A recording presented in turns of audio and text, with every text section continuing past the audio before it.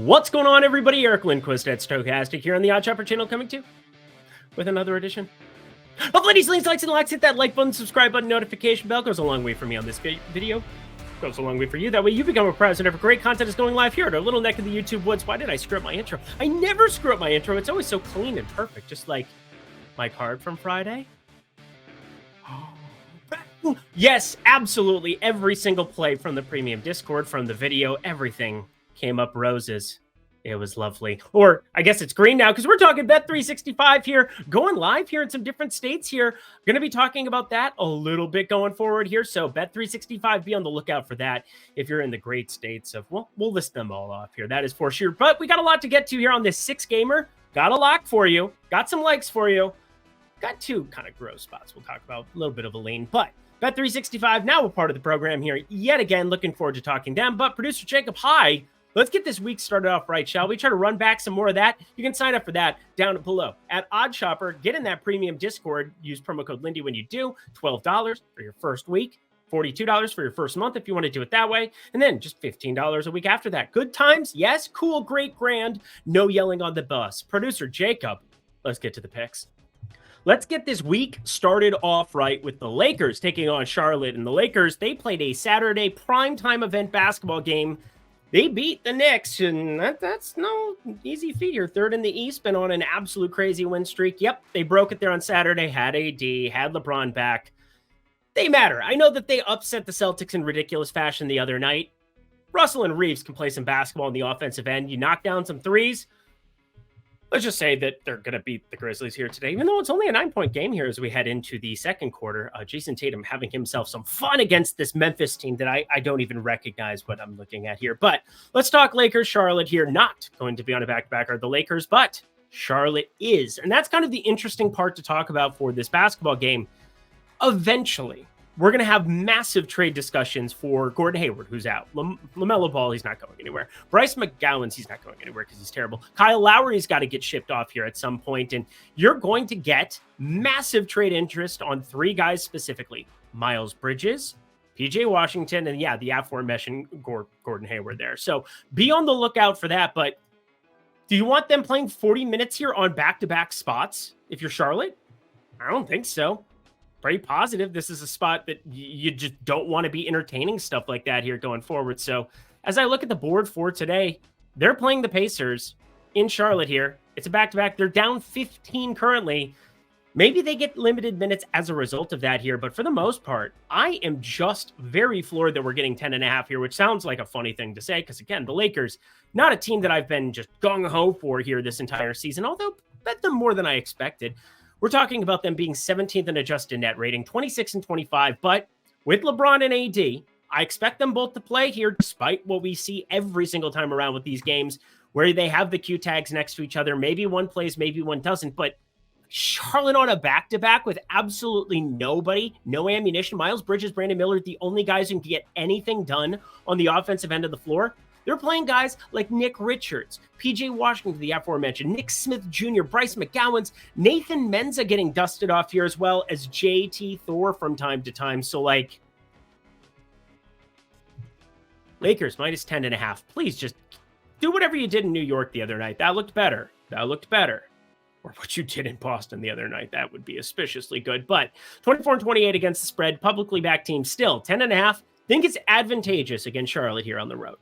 To my favorite play of the day. Now, this one was one that at first was a like play. This showed up in my sheet as a like play. I upgraded it to a lock because I started working through the motions of it. And one of the things about when we're talking Odd Shopper constantly, we are doing a market-based approach. We are comparing the odds across multiple sports books or your pick'em sites, wherever you are playing your prop action, and you're trying to get the best number every single time.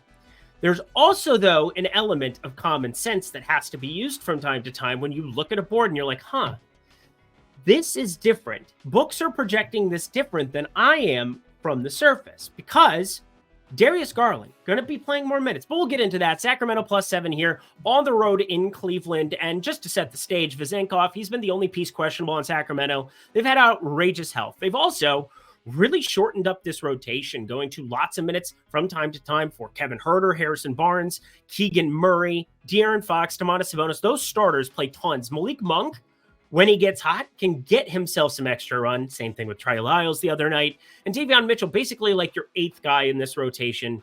JaVale McGee for 4 minutes a night. That's basically what you're getting here nonstop. But Cleveland on the other side, Jared Allen questionable after a left ankle sprain. Don't know if this means that he ends up playing or not, but it's going to be something to pay very, very close attention to. But he's not the main reason that I'm looking at Darius Garland at this points prop right from the get-go. First off, the number, 13.5. The juice, -110. But I'm telling you, this number is just inaccurate for what I think his minutes can be in this spot. Darius Garland on the season was averaging 32 points, 19.5 points per game.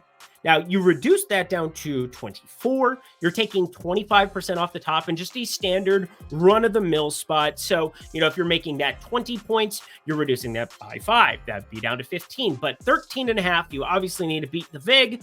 But what am I getting at here? I think he's live to play closer to 30 minutes here in this spot. And it's not really what's being projected out here at this 13.5 opening number. It's going to get bet up. It's going to get bet up by me here and hopefully you by the time that you hear this and you're able to react and make some money on it. Sacramento, 11th in pace, 100 on the dead number, 100 possessions per 48 minutes. So pace up spot here for Cleveland. Check. You've got Darius Garland, who played 20, 24, and 23 minutes his first 3. But why? Eric, do you say 30 minutes out of here? He played on a back-to-back against Detroit and Memphis, 20 and 24 minutes. I think they were being very cautious with his minutes, followed by facing San Antonio, which was a blowout spot close to the end of that basketball game. Only had to play 23 minutes in a 16-point win. He had played 3 games in 4 days, and he's just fine. Getting a day of rest on the in-between here on Sunday, leading into this one, I'm telling you, I think if that game was more competitive against San Antonio, you would have been seeing 27, 28 minutes, and this opening number would be completely different. If you had him in for 30 minutes, I have him closer to 18 points. It is a huge disparity. It's one of my favorite points props we've had in a long time. And I had to adjust some numbers here on my end, mainly because I was like, oh, can I take him from 28 to 30? When you're talking about a 2-minute difference like that, it is day and night when it comes down to prop market here. And again, I upgraded it from beyond where I was like, oh, well, I can go to the lock.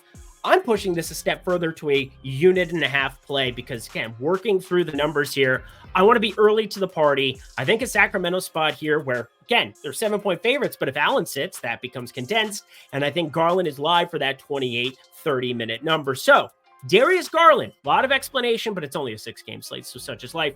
Over 13.5 points.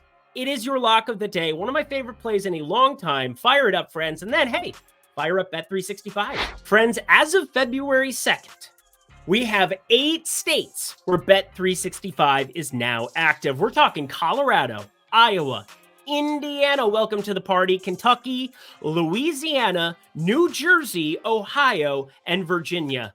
There's another coming tomorrow, too. Spoiler alert. But anyway, we'll talk about that one here on Monday. You're going to have 9 states, but 8 states at the time. Massive offer, massive opportunity to get some of the best lines in the entire NBA space over at Bet365. All you got to do is deposit down below. Bet $5 on anything, and you're going to get $150 in bonus bets. I took advantage of this when I was in New Jersey a couple of months ago. I was able to turn that into a quick $650 on an under of Jason Tatum, of course, because that's how things work out. But hey, it was phenomenal. It's fantastic to get exposure to another sportsbook such as Bet365, one that is reputable worldwide, and also one that has advantageous lines. So Bet365, sign up down below if you're in one of those 8 states. And again, 9 coming soon, but 8 states right now: Colorado, Iowa, Indiana, Kentucky, Louisiana, New Jersey, Ohio, and Virginia. Sign up if you're in one of those 8 if you're 21 and over. And if you have a gambling problem, please call 1-800. Back to the picks we go. The Dallas Mavericks, the Philadelphia, I almost said Phillies. Baseball on the mind. Crazy stuff. Corbin Burns, a Baltimore Oriole. What a time to be alive. Pitchers and catchers reporting in 2 weeks. Really weird face. Don't send that to me, people. Now you're going to send it to me because I said don't send it to me, but that's how things work. That's the way the cookie crumbles, as Bruce Almighty would say. But we got the Dallas Mavericks with Kyrie Irving probable to play basketball here. What a crazy run out here. He had a thumb injury, so I expect him to be playing 36 minutes right from the get-go. That doesn't affect your cardio unless you run with your hand, in which case probably a four-legged animal. Anyway, you're going to have Kyrie Irving playing 36 minutes. He's fantastic at basketball. So that'll be an enjoyable thing for them to get back. Luka Doncic questionable is gigantic, obviously. Maxi Kleber, he's questionable as well and played really well the other night. Gave them some much-needed minutes, extra front court depth here as they are waiting for Derek Lively to come back into the mix. But Maxi Kleber, 34 minutes, just a smash by him, knocking down threes, 4 for 7 from 3. He's such a good defender, and obviously if he's knocking down shots like that, that's useful, Milwaukee, useful. But the 76ers on the other side, they've been depleted by injuries. Obviously, you know the Joel Embiid one, but Tobias Harris, he's questionable with an illness in this spot as well. If you don't have him out there, this is a very advantageous spot to be on the Dallas side, and even still, just Kyrie versus Maxey, I favor the Dallas roster as currently constructed, barring, again, Joel Embiid out, D'Anthony Melton out, Robert Covington out, Nicholas Batum out, Kenneth Lofton Jr., which would actually matter because I'd like to watch him.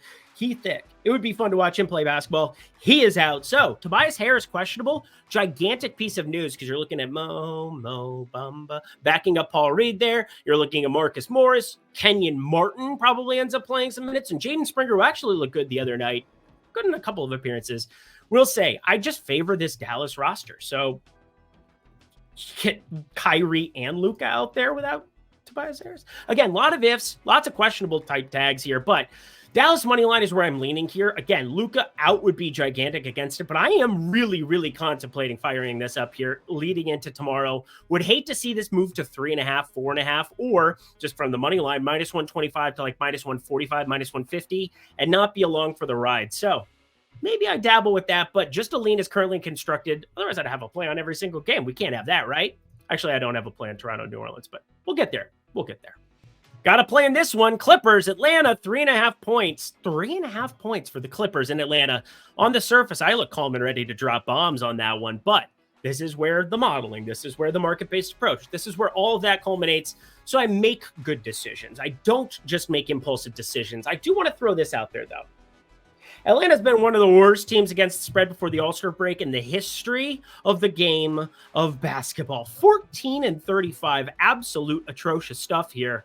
Can't tell you enough. Can't tell you enough how bad they've been against the spread. Now, they're probably a team that's looking at making moves come the All-Star break as well. And why do I start bringing this up? Well, the trade deadline, it's coming. It's coming.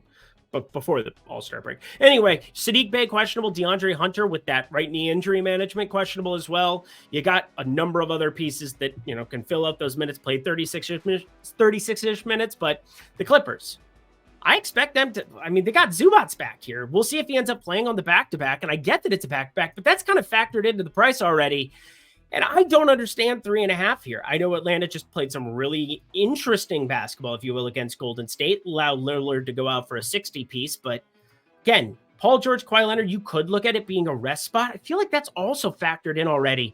I feel like if you had a perfectly healthy Clippers team, I would have this closer to 6.5, and we'd be contemplating lock. But as a back-to-back, I'm going to be cautious here. I'm going to be reserved.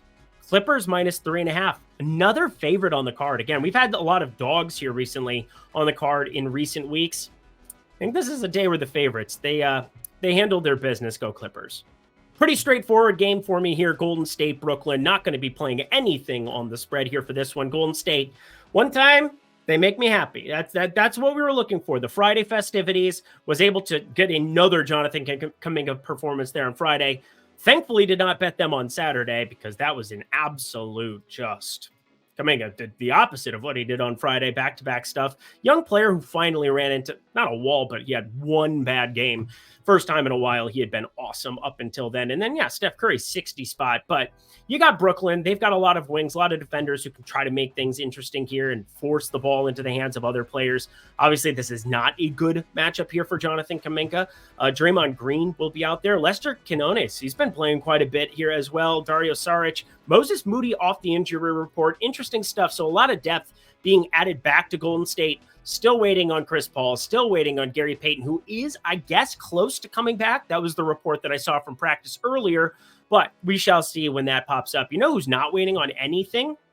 The Brooklyn side of things. You have Ben Simmons out here for injury management. Watching that back. He's looked decent here in the early going, 2-0 here in his early going as well. But I am just floored here by one specific guy. Cam Thomas is starting to come back to life here, and he is such a bad defender and such a willing shooter, and he shoots it early in the clock. There are overs to be had here, 236.5.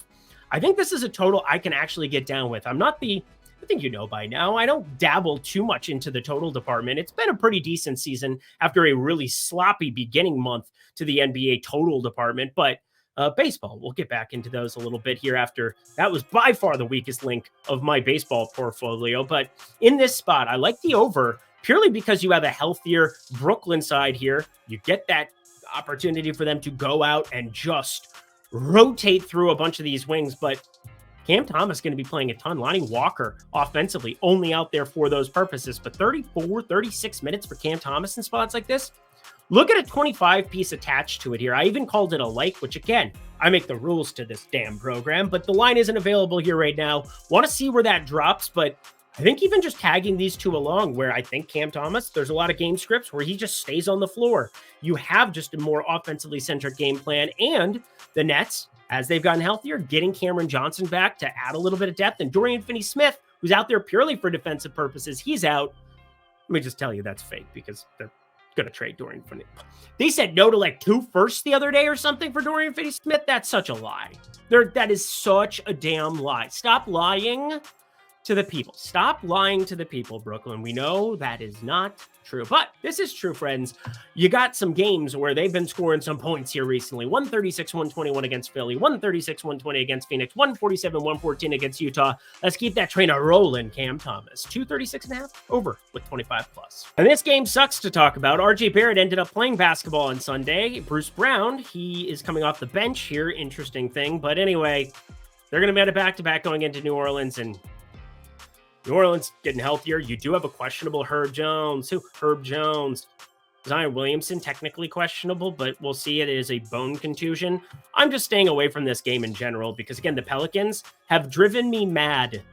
I don't know how many times I have to cite how many double-digit games they've played over the course of this season where the margin of victory by either them playing really, really well or them playing very, very poorly has resulted in just blowouts. Now, San Antonio and Boston, back-to-back games, single-digit spreads, been playing more competitive spots. Zion went berserk, 33-8-4, but obviously you got to be watching these injury reports, and I don't know. I don't know who Toronto plays on the back-to-back. I have no idea if they allow RJ Barrett to go back-to-back here. Emmanuel quickly back-to-back after just getting back into the mix. Jakob Poeltl. Larry Nance, Herb Jones, Zion Williamson. Be on the lookout. Jonas Valanciunas could be a great 25-plus points, massive, if you're getting some big plus money on such a thing. Without Larry Nance out there, those center minutes are pretty unencumbered for him. So, okay, I guess I had some stuff to talk about here. Under 235.5, though, that's where I'm leaning on this one. That's currently the best bet. There are no good bets to be had here, so that's the lowest hanging fruit, and it's still pretty high up the tree. And that does it for another edition of Lindy's Leans, Likes, and Locks. You know what to do. Go to that comment section below. Let me know your favorite plays that exist here on the board for Monday's 6-game slate. Pretty quick, pretty easy. I'm going to be updating everything in that premium Discord, trying to run back that goodness. That is for sure. Friday sweep, that felt good. That felt necessary for the people, last week. Interesting. But grab the damn brooms. Let's run it back here, shall we? That sounds great. Thank you to producer Jacob. Awesome stuff. Thank you to Bet365 for joining us here on the party. If it's available in your state, Bet5, get 150 in bet credits. Ridiculous deal. Take advantage of that. I'll be back tomorrow. Another week. We're ready to rock your friends. Until next time, I'm Eric Lindquist. Best of luck in the NBA streets on Monday.